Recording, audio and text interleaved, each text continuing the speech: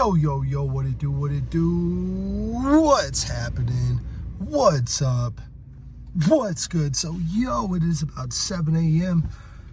I'm rolling out. I'm heading to the office right now. We got a really big job today. This is a mansion that we're going to be moving a customer into their retirement home. Schedule's kind of wonky today. We're a little bit short-staffed, had to move some things around. We got 3 jobs. We got a long haul, 2.5 hours away. We're going to send 3 guys on that for a 2-bedroom house. That should go really smooth. Hoping that it goes really smooth. The customer's inventory isn't too dense, and she seems like she's really easy to work with, which is great. We have a load job, loading a 26-foot box truck. That's supposed to be 3 movers. I'm going to send 6 movers to that job so we can just bang it out as quickly as possible, and then the team is going to come help me at this mansion get this job done. The mansion job is mostly furniture. They've already moved all the smaller stuff, which is great. So I'm going to get there early. I'm going to prep the floors, prep the handrails, prep the door, and then start prepping all the furniture, wrapping everything up. That's how we do 360 wrap. We're going to take care of this customer stuff because she's got a lot of really nice stuff. So I'm going to let you guys see how that job goes. Let's go.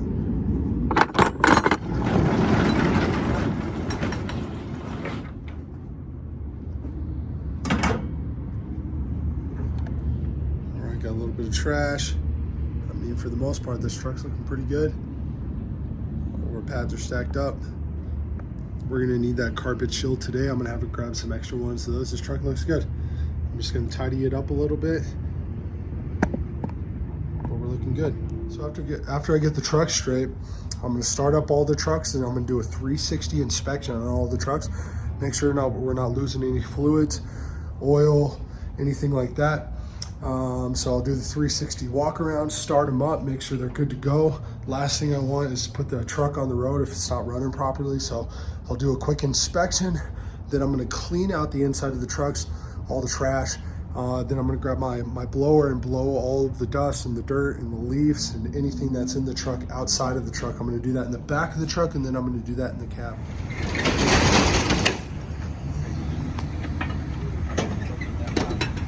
Walkthrough with the customer, everything went smooth. Did a complete walkthrough of the house just to re-verify what's staying, what's going.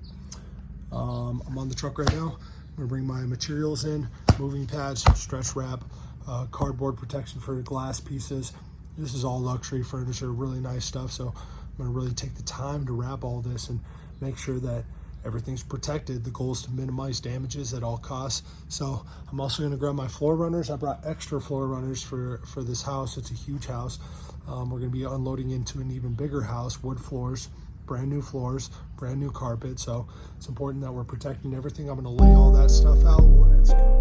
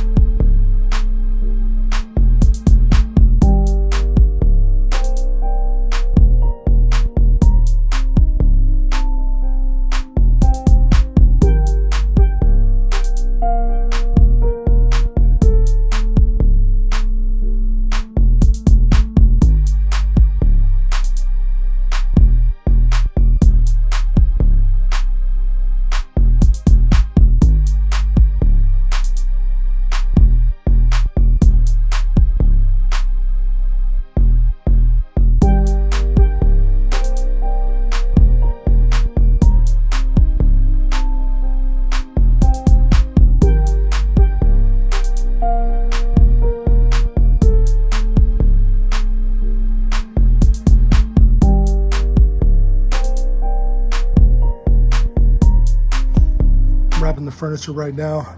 Customer comes out and she says, wow, you are a fast rapper. I told her that I'm the fastest rapper west of Chicago. Shout out, Twista. Yo, I just wanted to take a second to remind you guys how important it is for you guys to catch pre-damages before you even move an item. You need to have a process. My process is Slack. Slack is a communication app where you can set up channels.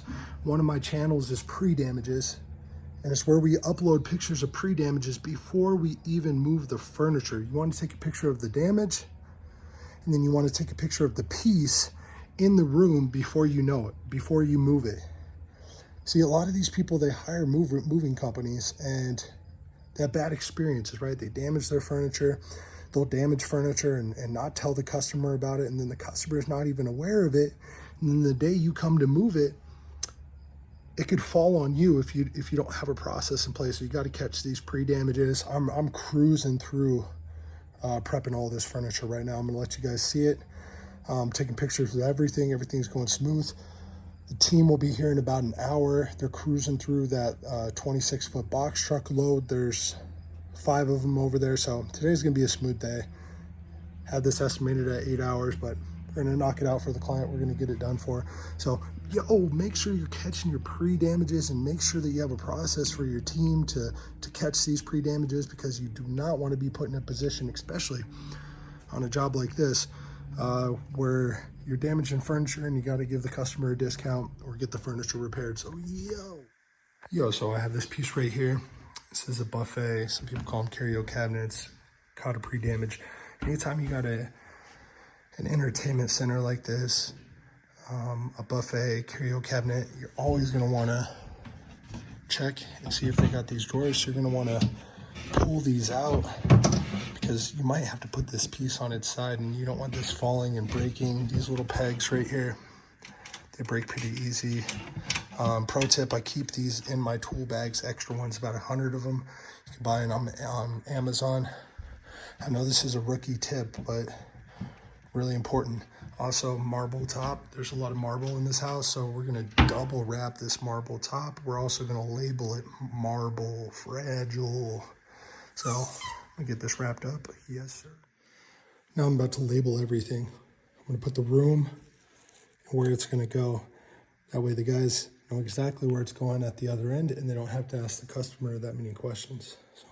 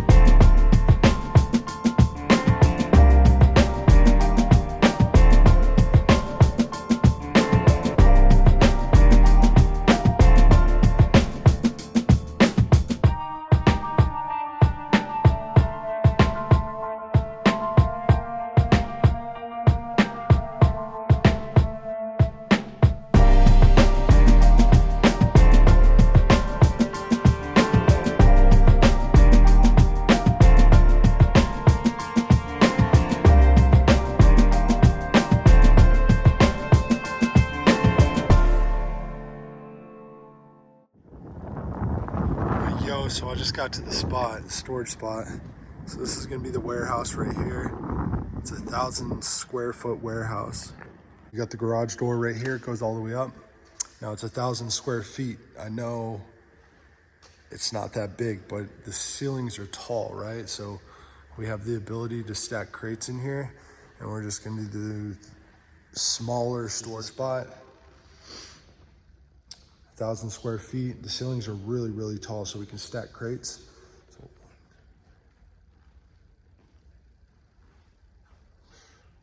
hoping to do like 40 crates in here. It's gonna be a really small operation, but it's gonna be great during the slow season. So it's either gonna be this spot, or there's another spot that I think it's at 1,500 square feet. So we got a couple of options.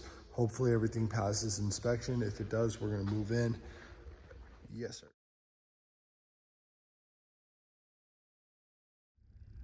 Good morning. I'm at the fluid lot right now. Got to pick up a 26-foot truck. We have a big commercial job today. We're going to be sending out 4 trucks. So all 3 of my trucks. We got the fluid truck.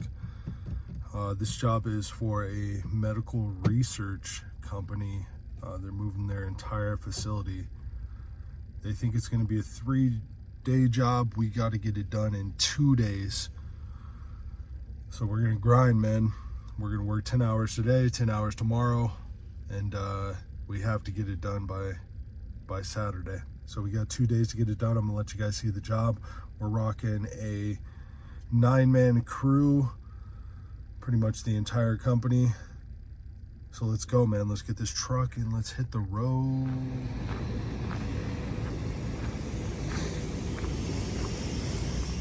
So you're supposed to back these trucks up, reverse them into their spots. I just think it's funny that guys rent these trucks and they can't even reverse them. Kind of funny, man. If you can't reverse the truck, you probably shouldn't be taking it out of the lot to do jobs. But anyways, I just got the truck. Got the guys at the office already. I'm gonna link up with them, make sure we grab all of our slides. We're gonna need them. They got some big equipment on this job. If the equipment's, hopefully the equipment's not too big. If it is, then I'm gonna have to go get some special equipment for it tomorrow and move it tomorrow. So hopefully everything goes smooth, but we're gonna make sure the trucks are ready to rock and roll. We've got the trucks ready. Just had a team meeting. Nobody wants to ride with the boss. Nobody wants to ride with me. No, because I just had to have a conversation with guys being disrespectful when we're doing a walkthrough, man. Like when you do a walkthrough with the client, everybody needs to be dialed in through the entire walkthrough. Nobody should be on their phones. Nobody should be having side conversations. I didn't address it last time when we were on this big mansion move. So I addressed it today because we're on this is a big client, right? Multi-million-dollar company. So everybody needs to be dialed in and professional from the start, right? Can't have guys having side conversations and not being dialed into what the client is saying, right? So I had to have a conversation about that. Basically told him, listen, when we're doing walkthroughs, if you're talking, you might as well just take your ass home, right? You might as well just take your ass home. So nobody wants to ride with me. All right, man. Well, whatever, man. Let's get this job done. We got 4 trucks, all 3 of my trucks. We got the big fluid truck. Let's go. Yo, so we're at the job right now. It's a big job for a biotech company out here in Boulder. Yo, shout out Buffs. What it do. The guys are working. We've been working for about 45 minutes. We did a walkthrough. Everything's labeled. They have some highly sensitive equipment that we got to be really careful with. It's a huge biotech company, so it's a 2-day job. Before we rolled out at the office, I had a meeting with the team about how important it was just to be dialed in the beginning, not to be on your phone, not to be talking. And then I have a team meeting after we do the walkthrough, and then one of my guys, man, is on his phone while I'm trying to talk, right? Like, come on, dude, we just had a conversation. So I can't do it, man. That's like the ultimate form of disrespect, is when you're trying to talk to your team and they're on their phone, not even paying attention to you. So I had to correct that. Now he's in a bad mood, and told him, look, dude, you can go home if you want. Like, I'll call you an Uber. You can go home. Like, I'm not going to deal with the disrespect. You're here to work. We're all here to work. You're the only person that's on your phone. So we got that out of the way. Now we're cruising. I'm going to let you guys see what this job's like. I'm going to let you see some of the big, sensitive, fragile pieces that we're going to be moving. We're moving a lot of refrigerators. Yeah, so I'll let you guys see how it goes. Let's go. Yeah, you like that.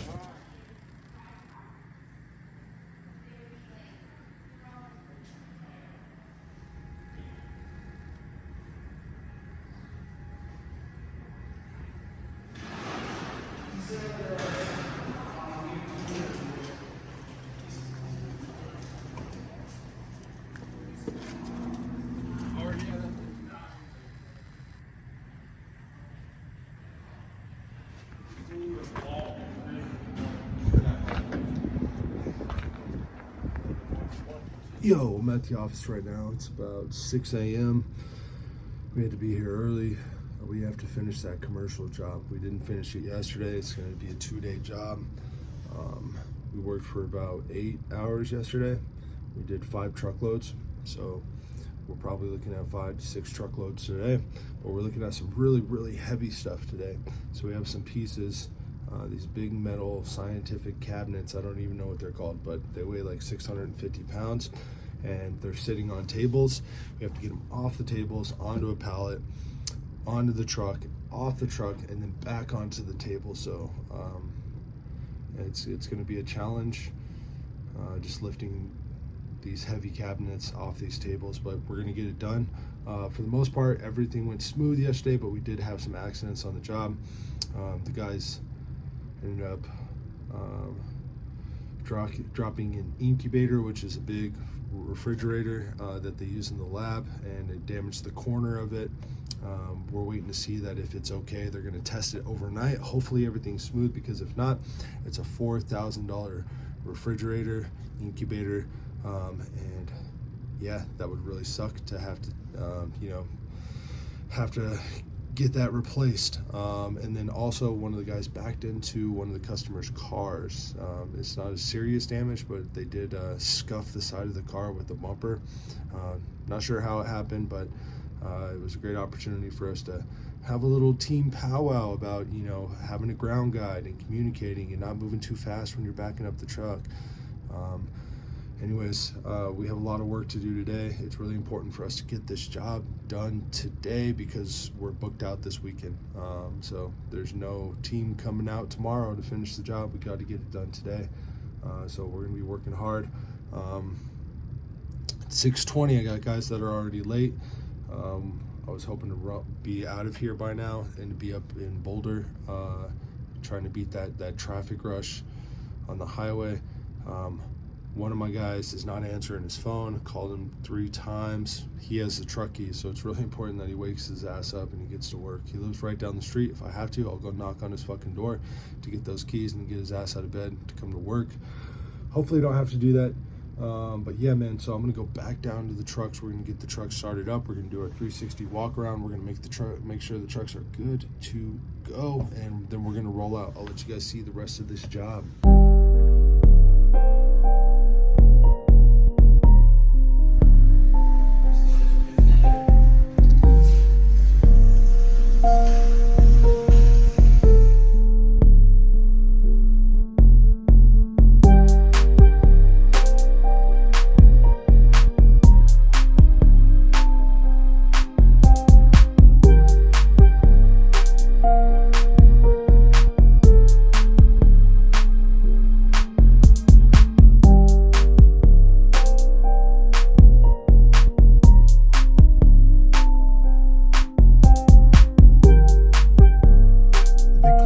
Truck. We got 2 more trucks to go at the unload location.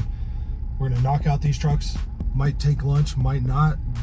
Converse with the team, see how everybody's feeling. If we take lunch, it's gonna be a quick 30. Head back to the warehouse where the pickup's at.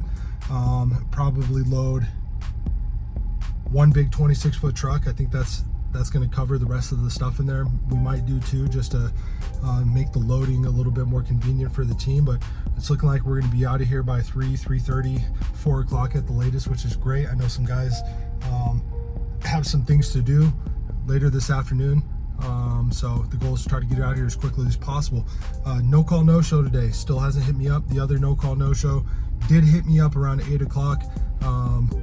We had a play put together. He was gonna hop in the truck, come up here, but then he calls me around 10 o'clock. 2 hours go by and he's still not even in the truck on the way up to Boulder to knock out this job. So ended up telling him just put the keys in the truck. He's done for the day. Yeah, down a guy. I'm gonna have to adjust the bill with the client.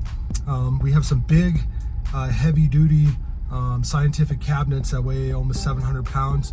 Had a conversation with the leads for the company.